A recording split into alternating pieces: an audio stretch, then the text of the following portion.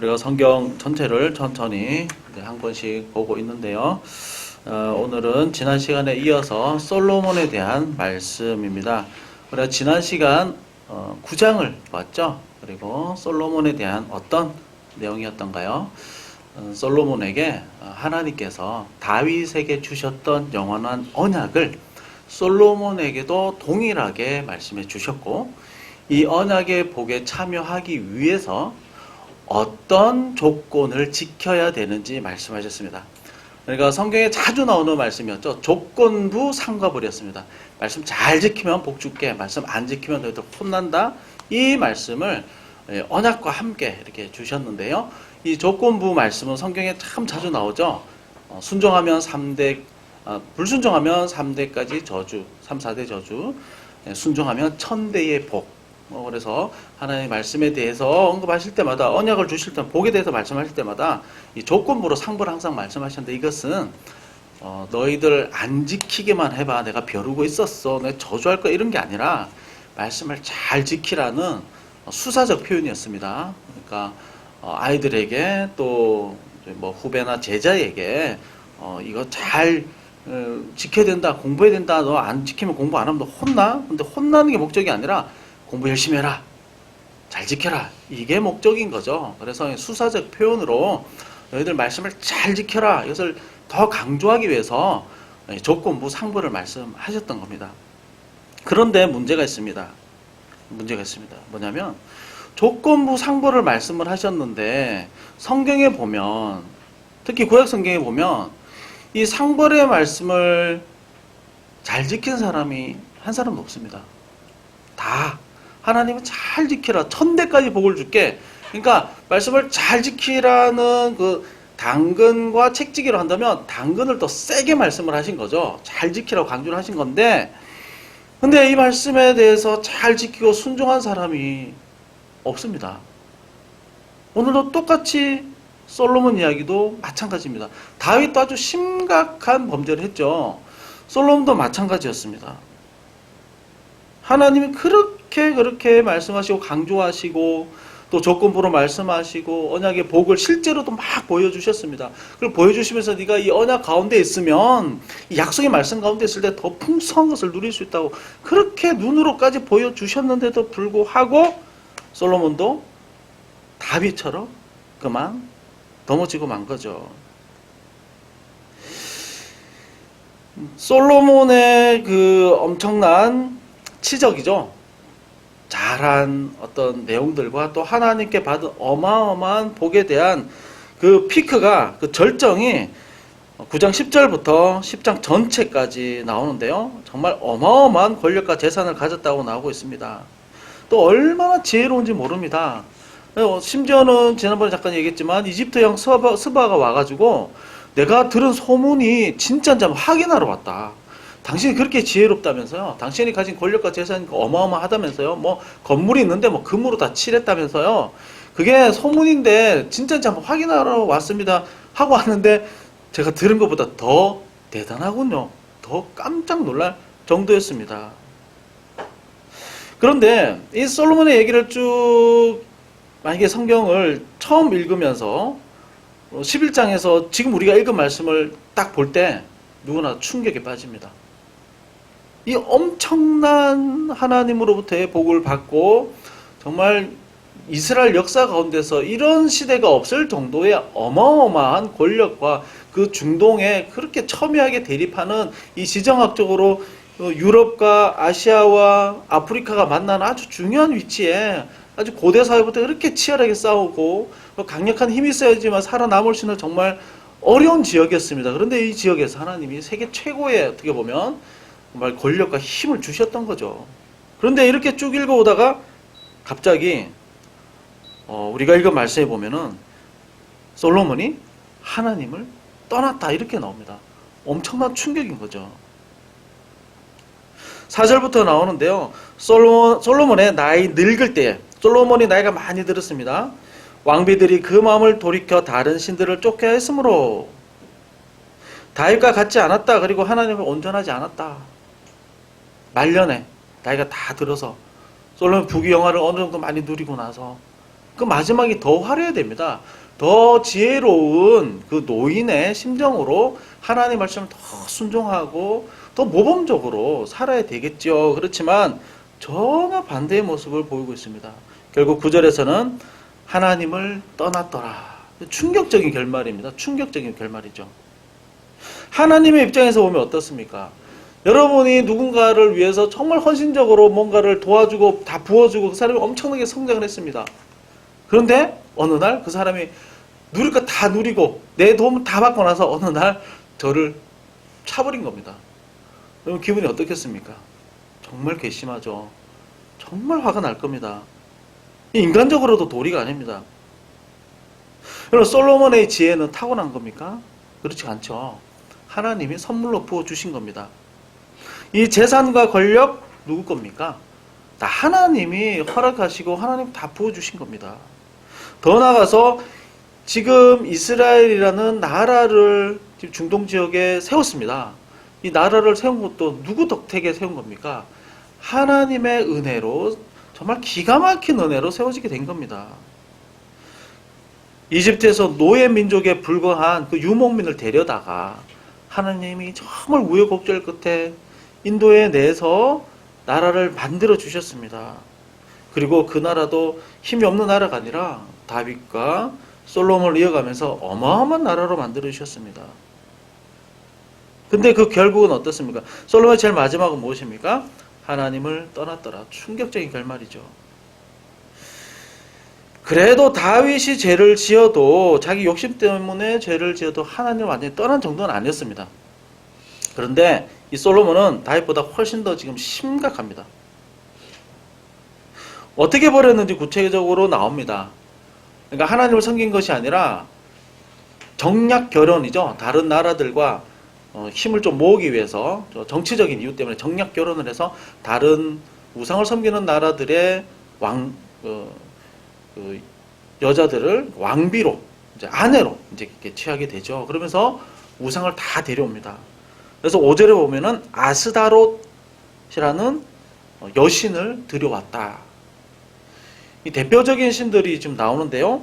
이 아스다롯은 여신인데 조금 설명드리면 어떤 여신이냐면은 이 당시 가나안은 농경 사회였기 때문에 노동력이 굉장히 중요합니다. 그리고 비도 내려야 되고요. 이 자연의 힘이 절대적입니다. 그래서 이 당시에 가나안의 종교가 굉장히 음란한 종교였습니다. 왜냐하면 이 바알과 남자신과 아스타롯 여자신을 자극해야 됩니다. 그래서 이 우상을 섬기는 이 신전에서 무슨 짓을 많이 했냐면은 아주 음란한 종교 행사를 많이 했습니다.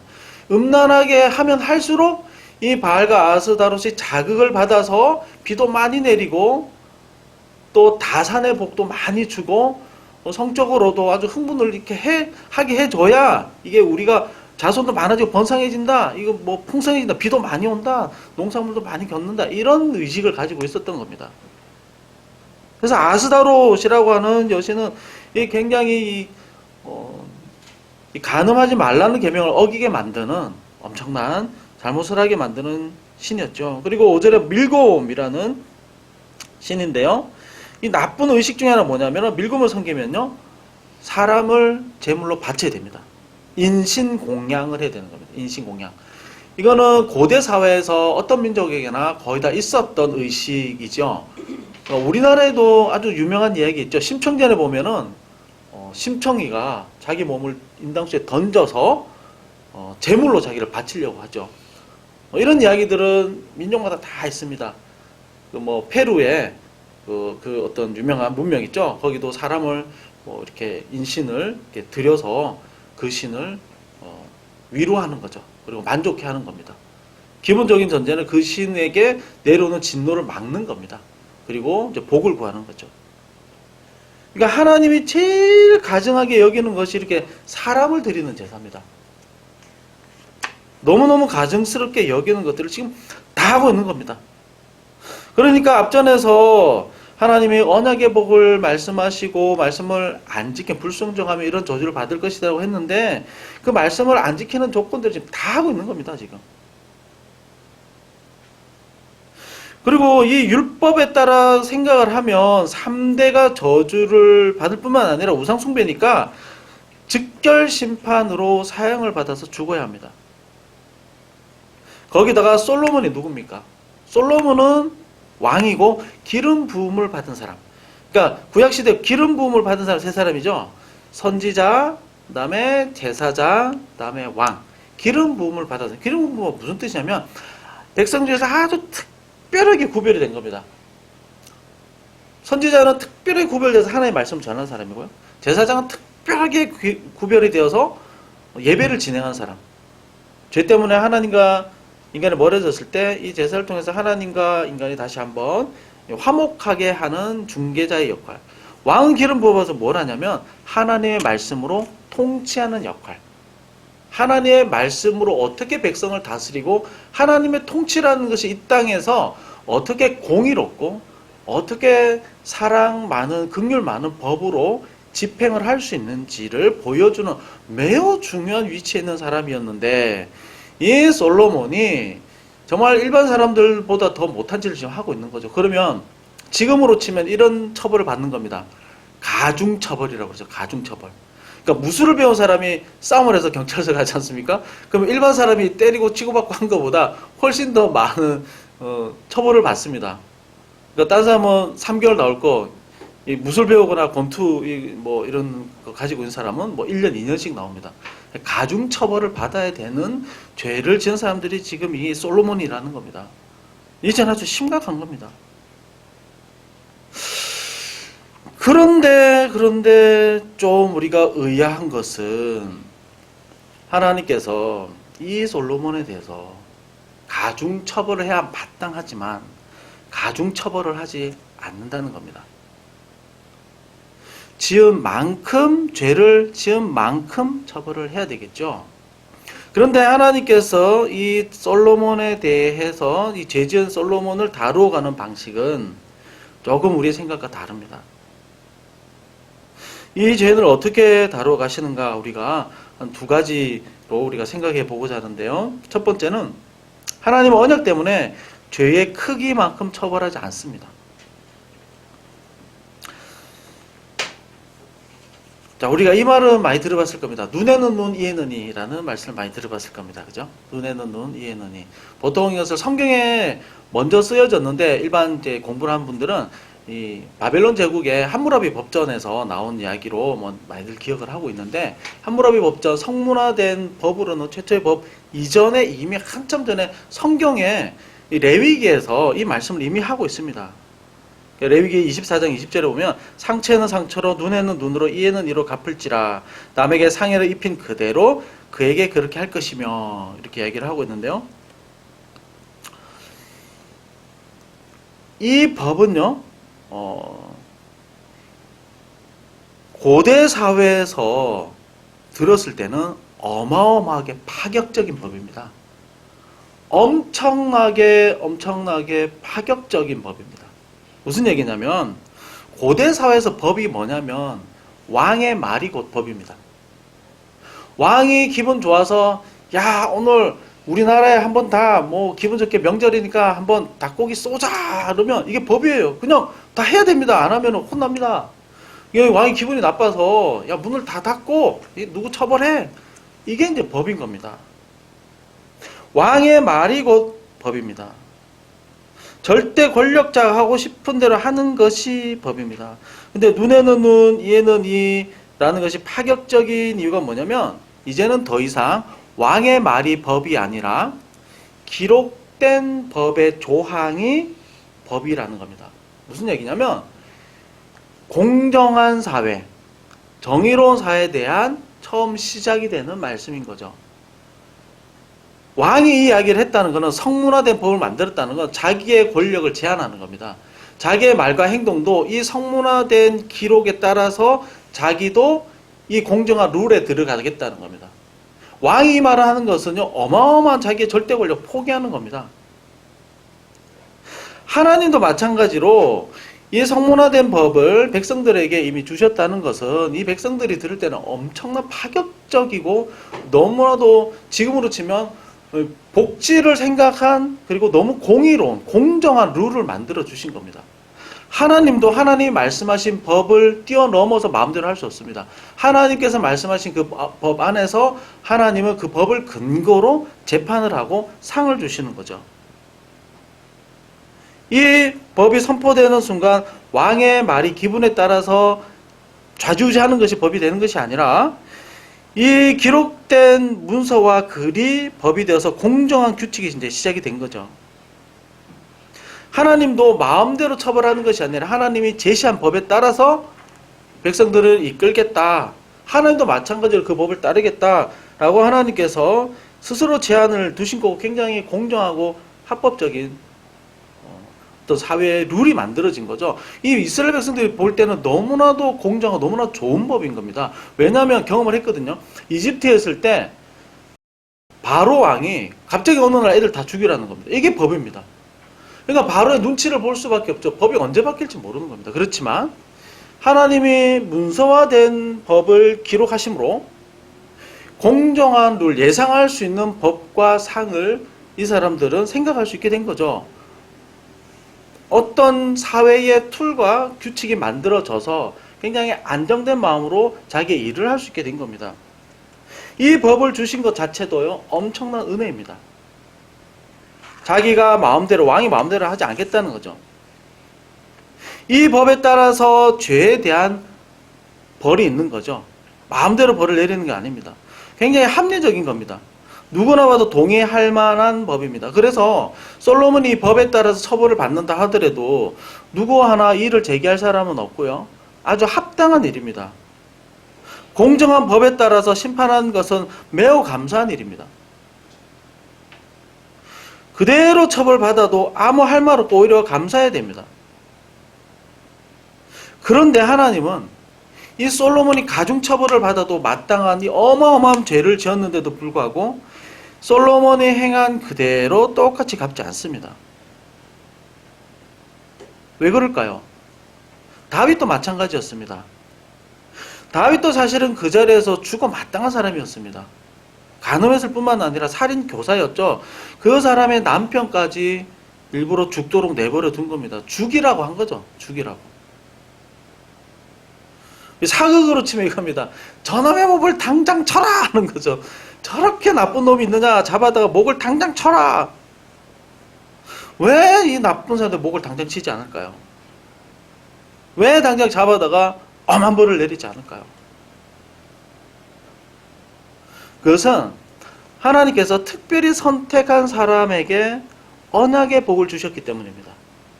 그 사람이 잘할지 잘못할지 하나님 그것을 미리 다 계산해보지 않고 하나님이 미리 먼저 말씀을 해주신 겁니다. 내가 영원한 왕조를 너에게 줄게. 다윗에게 약속하셨죠. 솔로몬에게도 이제 막 성전 건축 끝나고 이제 막 통치를 시작할 때 하나님이 선택하셔서 하나님이 일방적으로 언약의 복을 주신 겁니다. 너에게 영원한 왕조를 줄게. 너의 아버지처럼 너의 그 왕조가 계속 이어지게 할게라고 하나님이 어마어마한 복을 주셨습니다. 아브라함도 마찬가지죠. 아브라함이 얼마나 잘할지, 얼마나 실패가 많을지 이미 타락한 전적 타락 존재임을 아시고도 복에 대한 약속을 하셨습니다. 복의 근원이 아니라 너는 복이 될 것이다. 복이 될지라 하나님의 강력한 의지가 들어가는 말씀이죠. 그 사람이 좋아서 그 사람이 뭔가 잘해서 그 사람 앞으로 뭐 기도 열심히 할 거니까 이런 거 보고 하신 것이 아니라 하나님이 그냥 먼저 딱 정하셔서 선택하셔서 어마어마한 복을 주겠다고 이미 그냥 먼저 약속을 해버리신 겁니다. 뭘 보지도 않으시고 엄청난 걸 주겠다고 그냥 이야기를 해버리신 거죠. 그런데 다 거의 대부분은 다 넘어지고 실패를 해버리는 겁니다.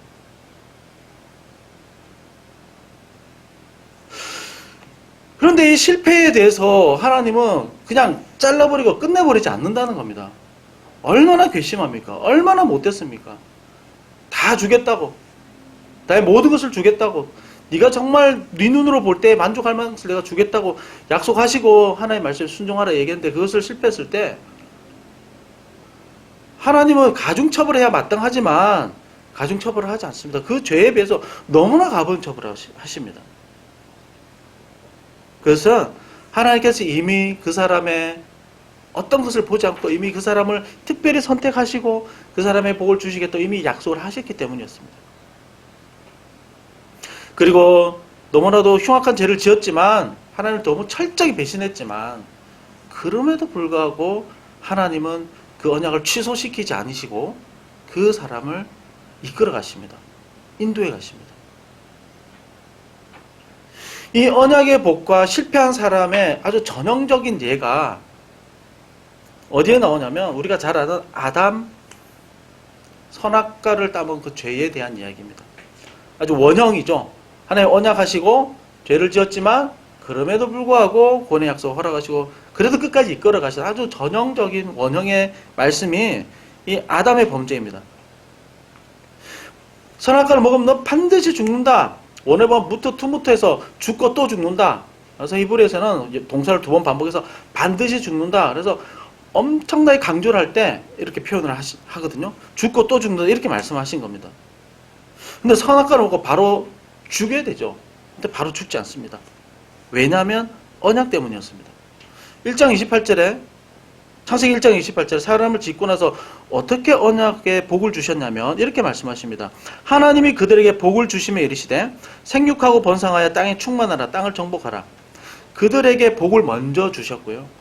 그들이 어떤 행위나 인격적인 결단의 결과를 보기 이전에 이미 하나님이 그들에게 복을 주시고 생육하고 번성할 수 있도록 이 사람들이 이 땅에서 마음껏 누리고 땅을 경작하고 문화를 발전시켜 나갈 수 있도록 이미 하나님이 명령하시고 누리라고 말씀을 하셨고 그렇게 되도록 하나님이 만들어 놓으셨습니다. 천지창조의 말씀과 똑같습니다.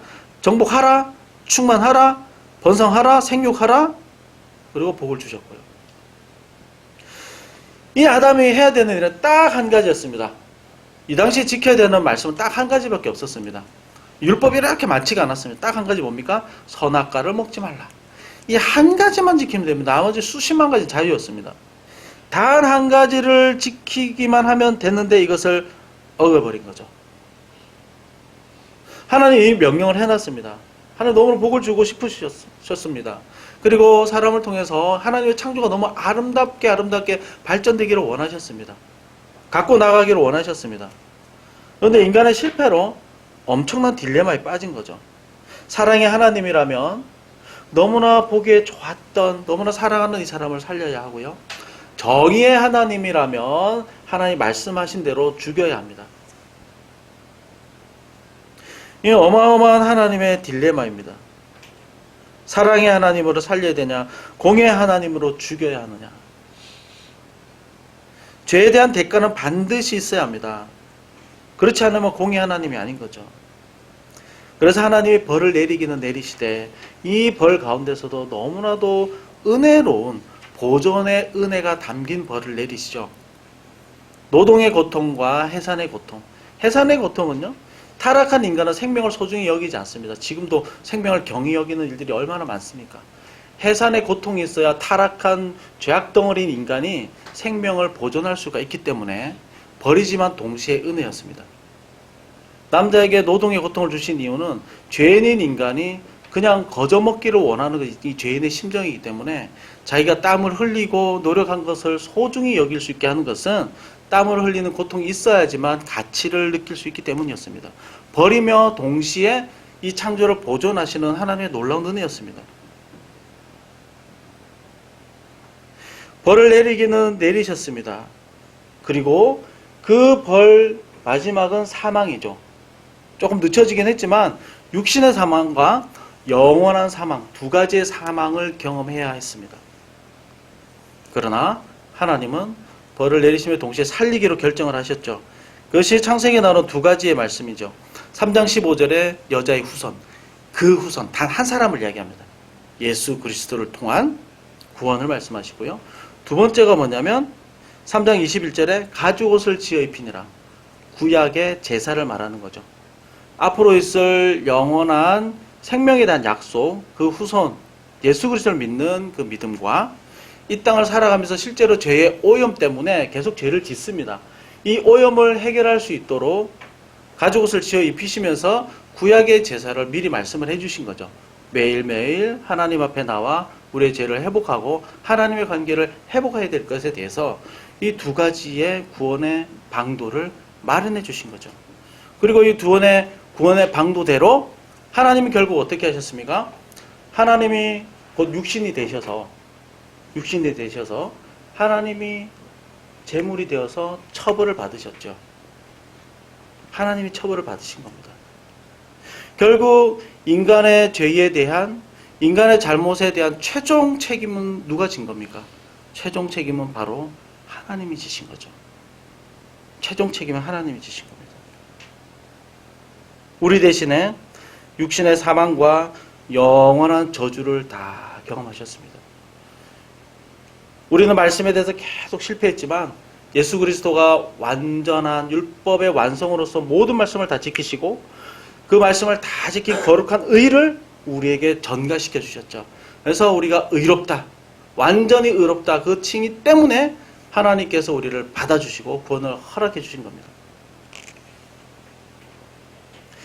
결국 우리의 잘못과 우리의 허물과 우리의 죄 때문에 또 하나님이 책임을 다 지신 거죠.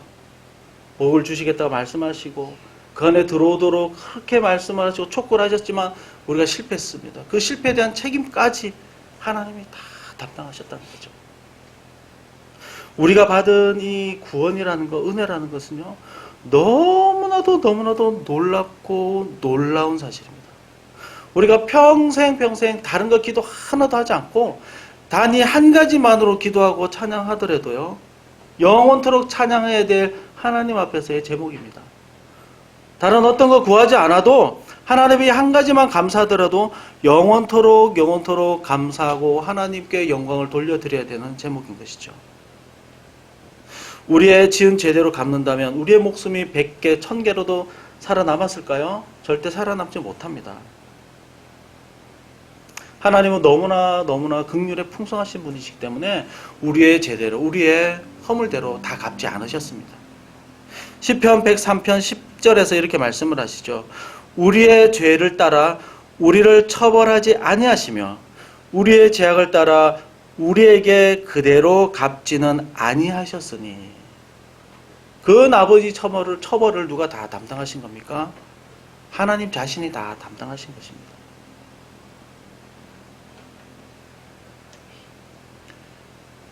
우리의 구원이 얼마나 놀라운 은혜인지, 얼마나 하나님의 그 말할 수 없는 사랑인지 여러분 다시 한 번 더 꼭 기억하시고 기도할 때마다 가장 먼저 기도해야 될 것은 바로 이 영원한 구원의 은혜, 하나님의 영원하신 은혜, 영원한 사랑, 우리의 구원, 이것을 가장 먼저 찬양하고 가장 먼저 높여드리시기를 주님의 이름으로 축원드립니다.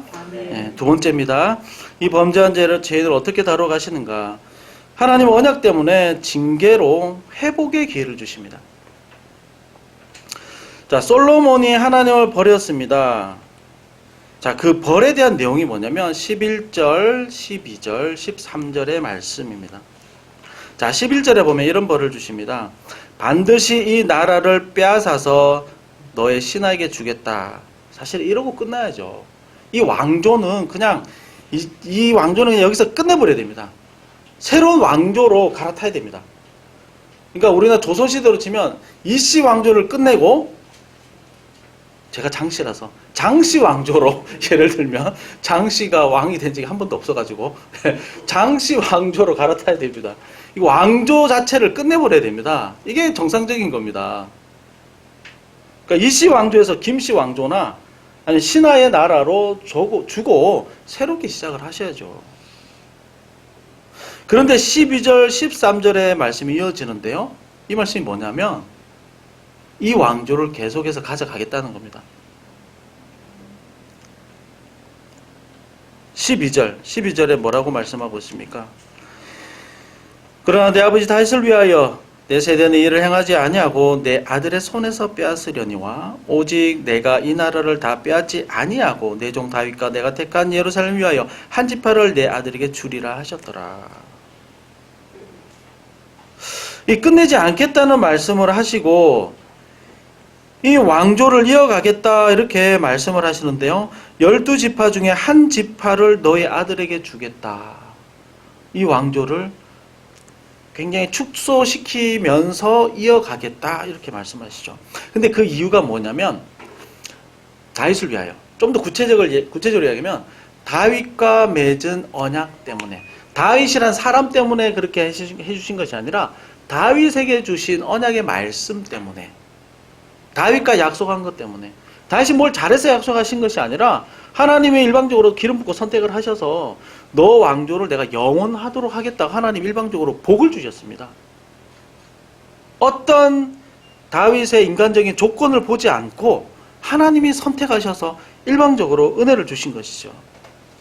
그리고 하나님께서 말씀하신 대로 언약의 복을 주신 대로 하나님은 반드시 지켜나가십니다. 너무나 신실한 분이시기 때문에 하나님이 말씀하신 대로 그 말씀을 반드시 지켜서 성취하시고 이루시는 분이십니다.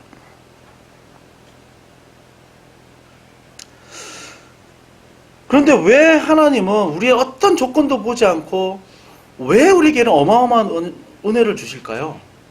왜 이런 어마어마한 사랑을 베풀어 주실까요? 수도 없이 실패한 사람들을 보셨음에도 불구하고 왜 우리를 이토록 하나님은 기회를 많이 주시고 우리에게 놀라운 사랑을 허락해 주실까요? 왜 그럴까요 도대체? 왜 날 사랑하나 우리 찬양도 있지 않습니까? 왜 이렇게 사랑하실까요? 왜? 그 근거가 무엇일까요?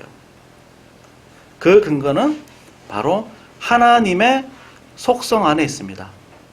하나님의 존재가 그러하시기 때문에 그렇습니다. 시편 103편 8절에 우리 하나님에 대해서 이렇게 소개하고 있습니다. 여호와는 긍휼이 많으시고 은혜로우시며 노하기를 더디하시고 인자하심이 풍부하시도다. 여호와는 긍휼이 많으시고 은혜로우시고 하나님이 원래 그런 분이시기 때문에 그렇습니다. 하나님 존재 자체가 긍휼이 너무나 많으신 분이십니다. 하나님 자체가 너무나도 은혜로우십니다. 하나님 자체가 노하기를 더디하시고 인자심이 풍성하신 분이십니다. 하나님의 존재가 그렇습니다. 여러분, 우리가 이런 하나님을 모시고 하나님을 섬긴다는 게 얼마나 복됩니까? 얼마나 좋습니까?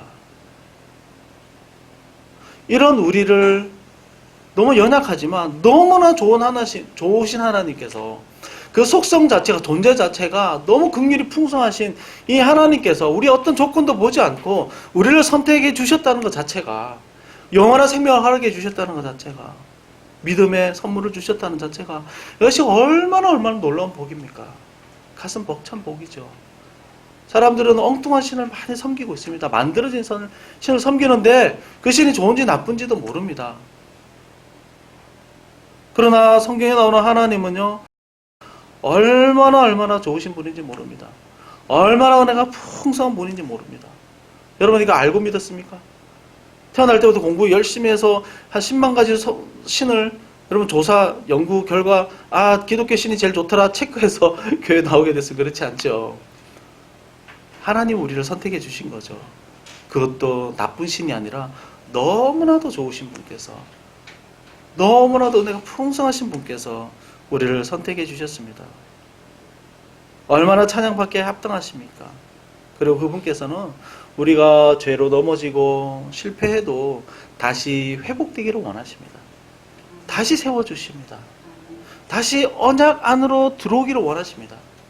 언약의 말씀 가운데 들어오라고 계속해서 촉구하시고 말씀하시고 보여주시고, 때로는 우리가 힘들지만 징계를 통해서라도 이 언약의 말씀 안에 들어오라고 계속해서 말씀하십니다. 얼마나 좋은 하나님이십니까? 그래서 하나님은요, 한 걸음 더 나아가서 우리가 이 하나님이 너무너무 좋은 하나님이라는 걸 안다면 너무 좋은 사람을, 너무 존경하는 사람을 우리는 닮아가고 싶잖아요. 닮고 싶지 않습니까? 마찬가지입니다. 베드로서 1장 4절에 보게 되면 우리에게 놀라운 은혜를 주시고 선택하시고 권해주신 그 은혜의 이유 중에 하나가 뭐냐면 신의 성품에 참여하는 자가 되게 하려 하심이라. 신의 성품에, 하나님의 놀라운 성품에 참여하기를 원하시는 것이죠, 결국에는. 그래서 창세기 처음으로 돌아가세요. 하나님의 형상을 따라 우리를 지으셨다고 말씀하셨습니다. 죄 때문에 이 형상을 다 잃어버렸지만 그 원래의 하나님의 형상이라는 게 무엇이었을까요? 그것은 바로 긍휼이 풍성하시고 은혜로우시고 노하기를 더디하시고 너무나도 인자하신 하나님의 그 형상을 따라서 우리를 지으셨고 죄로 인해 다 망가졌지만 다시 신의 성품에 참여하여서 하나님의 형상이 회복되기를 원하시는 겁니다. 우리가 하나님의 이름을 늘 좋으신 하나님의 이름을 계속해서 깊은 마음으로 정말 찬양하시기를 바라고요. 그 하나님이 너무 좋으시다면 정말 그 하나님이 너무너무 좋아서 정말 그분 안에 늘 머물고 싶고 기도하고 싶고 찬양하고 싶고 그 말씀을 계속해서 여러분 보고 싶다면 자연스러운 결과이긴 하지만 하나님을 닮아가기를 정말 소망하시기 바랍니다. 그리고 정말 여러분 하나님 사랑하신다면요. 정말로 사랑하신다면 닮아갈 수밖에 없습니다. 닮아갈 수밖에 없습니다. 어거스틴이 이런 얘기를 했죠. 하나님을 사랑하십시오. 그리고 마음대로 하십시오. 하나님을 사랑하십시오. 마음대로 하십시오. 이 안에 참된 자유가 있는 겁니다. 정말 하나님 사랑하고 그분을 닮아간다면 마음대로 하고 싶은 것이라고 한다면 하나님이 하고 싶은 것을 하게 되겠죠. 하나님 말씀대로 하겠죠. 그래서 우리가 오늘 말씀을 보면서 두 가지로 꼭 기억할 것은 정말 내가 믿고 있는 하나님이 내가 생각한 것보다 너무나 좋은 하나님이시구나. 너무나 좋은 하나님이시구나. 정말 은혜와 긍휼이 정말 풍성하신 하나님이시고 우리가 잘못한 대로 똑같이 갚지 아니하시는 오래 참으시는 회복하기를 원하시는 너무 좋은 하나님이시구나. 여러분 찬양하시고 늘 고백하시기 바라고요. 두 번째는 이 하나님을 정말 닮아가기를 소망하시기 바랍니다. 정말 닮아가기 소망하시기 바랍니다. 신앙생활이 연륜이 깊어가면 깊어갈수록 그 하나님의 긍휼하심과 그 인자하심과 노하기를 더디하심과 하나님 오래 기다리심과